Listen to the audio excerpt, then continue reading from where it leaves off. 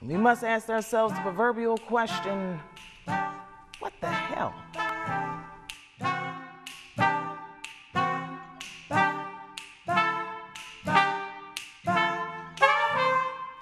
Welcome to Accentuate. My name is Terry Night Owl Lyons, and I'll be your host this evening for a cozy half hour of reflection.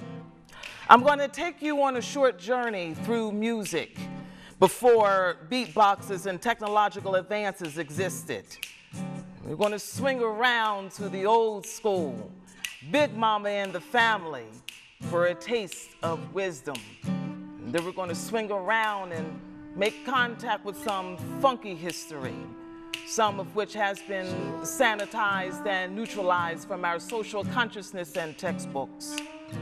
And lest we forget the private miseries of the spirit, I will take you to the spirit that laughs and cries, that remembers and yearns to find peace in an increasingly disconnected society.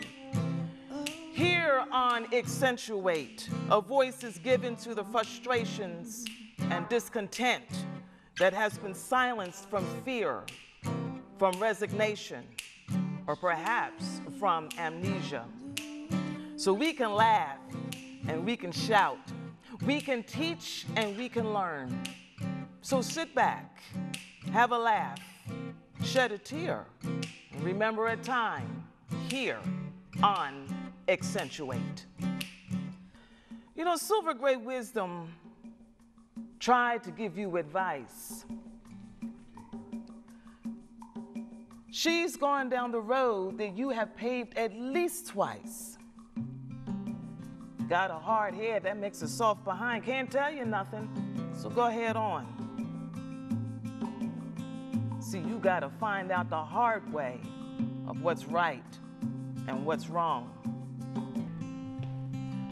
If I had only listened,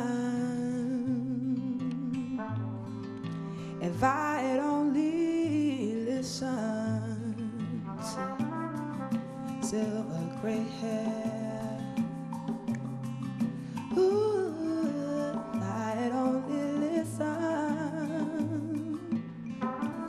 silver gray hair, silver gray hair. God bless the child. God bless the child. Let us God bless the child. Since the African foot hit these shores, it has fought imperial powers. And we have been in a battle ever since to redeem what is truly ours. Stripped of our name, cuisine, worship, and culture, each dark soul has a secret ethos he must keep in his heart, but hide from the vultures.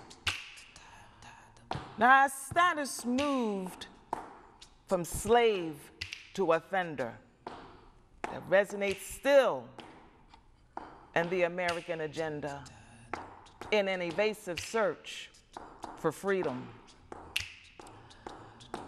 Reconstruction brought the first sigh of relief. Yeah, and even when we were threatened and lynched and our hearts were heavy with grief, we somehow endured. We'd stayed full of hope because we had a dream to fulfill. The goal was complete autonomy from the white man's will. While the strong get more and the weak ones fade, empty pockets they don't even make it rain. Mama may have Papa may have, but God child that's got his own, that's got his own. We must remember we weren't the only ones suffering from the sickness that infected these shores. Native American blood irrigated this nation. Their culture, too, was shredded to the core. Black women were convenient whores. Black men were the so-called problem and the cause of wars. Only European perspectives were correct to invade, intrude, and willfully neglect.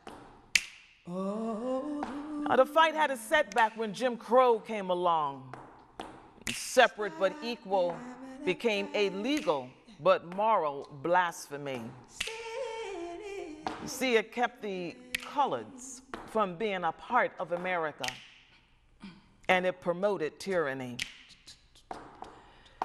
Now, it took more than 60 years to try again to be free.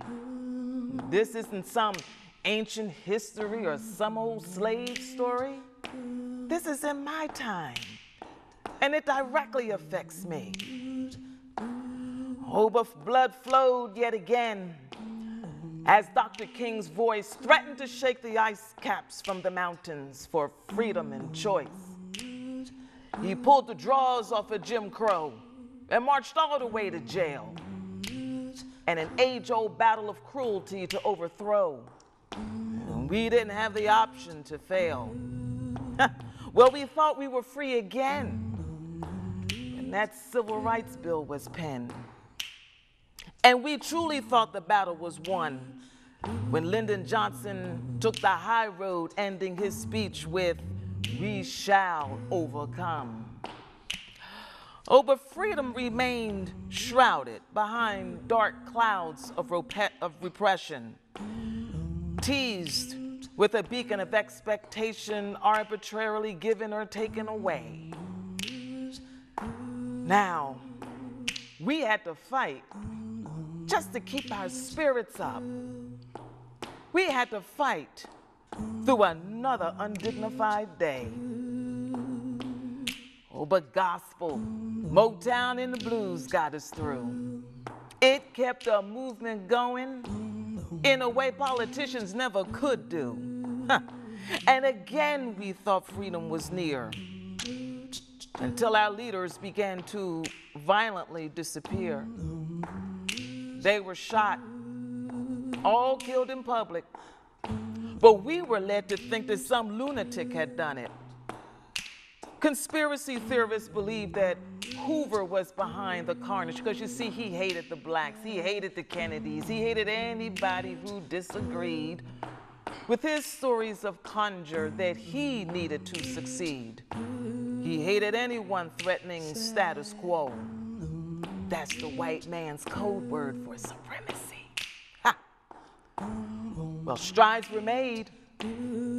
Freedom was once again in the air. But the movement weakened when we were arriving, getting brand new, getting way up there. And we truly thought the mission was complete when we were getting jobs and houses that were previously elite. Our mind shifted from we to me, another democratic trick into which we fell, believing we were truly free.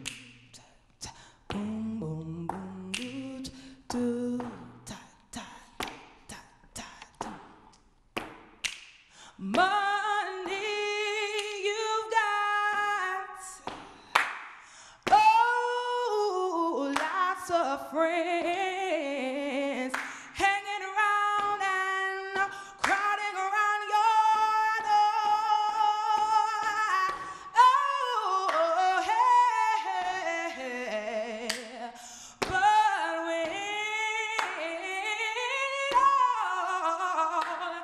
when it all ends, they don't come around.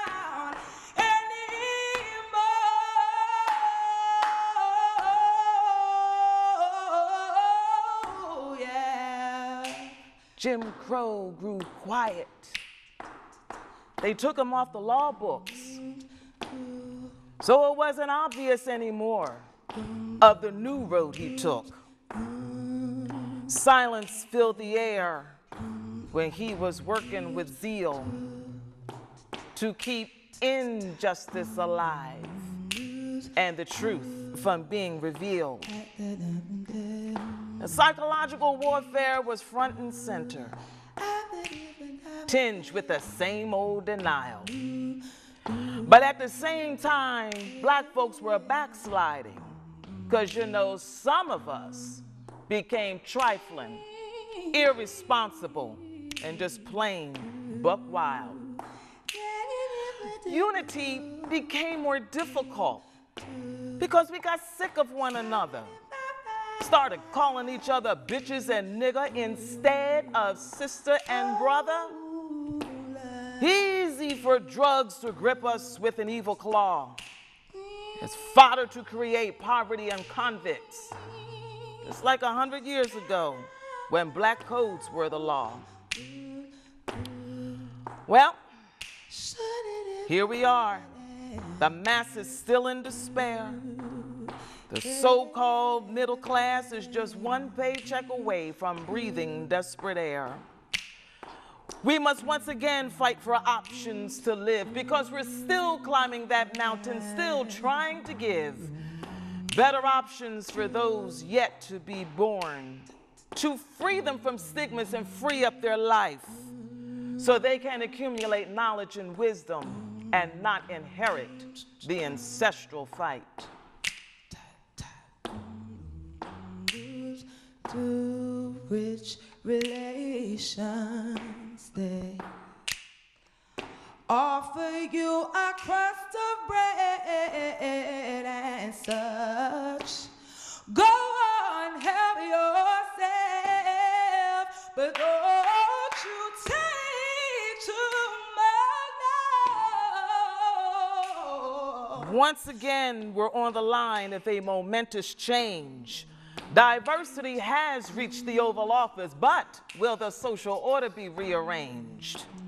It'll take ordinary people like me and you to make it real and adjust the maladies of society. It is not an option. It is another must. Yes, we can, he said, and you know that is true. But it's not all up to him. It's up to me. And it's up to you.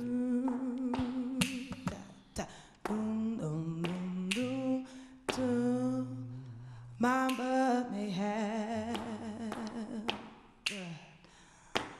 and Papa may have, but God bless the child that's got his own.